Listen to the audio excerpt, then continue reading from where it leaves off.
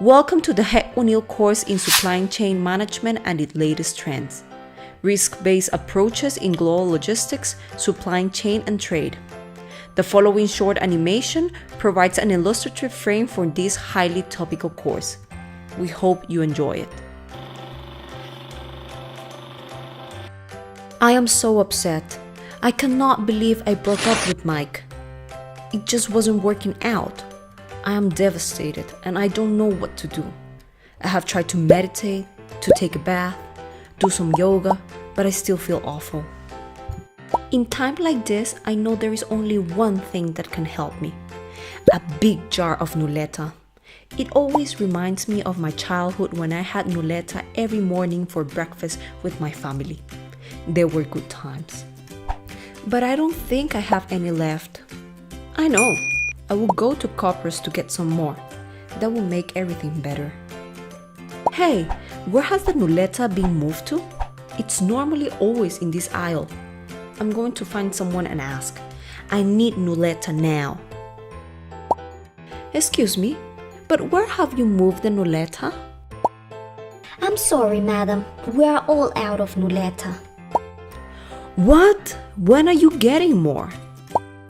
We should be getting some more in a couple of weeks' time. What? Why is it taking so long? Well, do you want the short story or the long story? Give me the long story. Well, as you may already know, being a fan of Nuletta, it is a delicious hazelnut spread made from cocoa from Madagascar, sugar from Brazil, palm oil from Indonesia, powdered milk from Australia, all transported to Europe using sea freight. We also use hazelnut from Turkey, which is transported by road to the main Nuletta factory in northern Italy. The fabulous hazelnut paste is then packaged in glass jars that come from Belgium by road, labels being printed in Russia and transported by rail to Italy. The issue all started at the port of Genoa, Italy, when the latest shipment of palm oil should have arrived but never did. After a bit of investigation, Nuletta found out that the shipment disappeared somewhere in the Middle East, possibly stolen by pirates. In addition to that, they received a call the same day that their shipment of cocoa was blocked in the port of Rotterdam, due to phytosanitary issues of the cocoa crops in Madagascar at the time of shipment.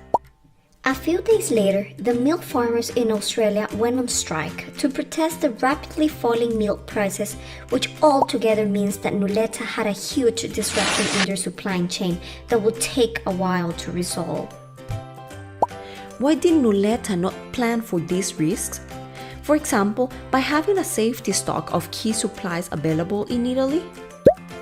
That's the thing, madam. They did have a small safety stock to cover for a few days. But unfortunately, they were faced with even more problems next to the shortage of the ingredients. After producing as much Nuletta as they could and using up all the raw materials they had in the safety stock, the finished jars of Nuletta did not pass the internal quality inspection before they were sent to Switzerland. Oh my lord, why? Well, unfortunately, due to the recently changed legislation, the labels were not complying with the 5 languages we need to sell Nuletta here in Coppers: French, German, Swiss German, Italian, and Roto-Romanish. So now, the jars need to be relabeled with the correct labels until they can arrive to our stores in Switzerland, which again should be in a couple of weeks' time. That's unacceptable. They just need to air freight the correct labels from Estonia, source the powder mill from Switzerland, add electronic seals to the palm oil shipments to facilitate quick reaction in case of theft, and provide additional documentation to customs regarding the cocoa. Basic supply chain risk management. It can't be that difficult. Oh man, look at this Twitter message. Now I'm never going to feel better.